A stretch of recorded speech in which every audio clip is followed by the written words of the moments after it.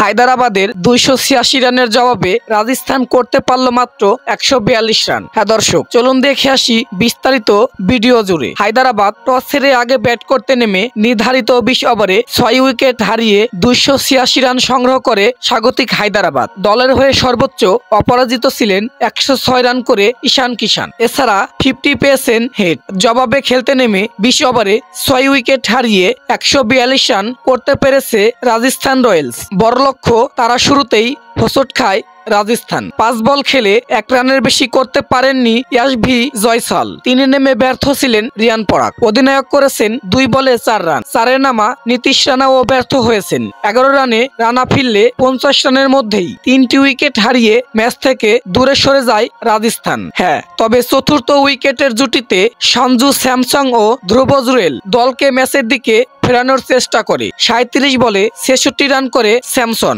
আর জুরেলের bat থেকে এসেছে 35 বলে 70 রান। শেষ দিকে শিবরম হেডমায়ার করেছেন 23 বলে 42 রান, আর 11 বলে অপরাজিত ছিলেন 34 রান করে শুভ্রম দুরে। এর আগে হায়দরাবাদের ইনিংসে শুরুতেই বোলারদের উপর চওড়া হন হেড ও অভিষেক। দুজনের আক্রমণাত্মক ব্যাটিংয়ে চতুর্থ ওভারেই দলীয় 50 স্পষ্ট করে দলটি। 11 বলে 24 রান করে অভিষেক ফিরলেও 50 পেয়েছেন আরেক ওপেনার ট্রাভিস হেড। তাতে আইপিএল ইতিহাসে দ্বিতীয়বারের সর্বোচ্চ রানের সংগ্রহ পেয়েছে সানরাইজার্স হায়দরাবাদ।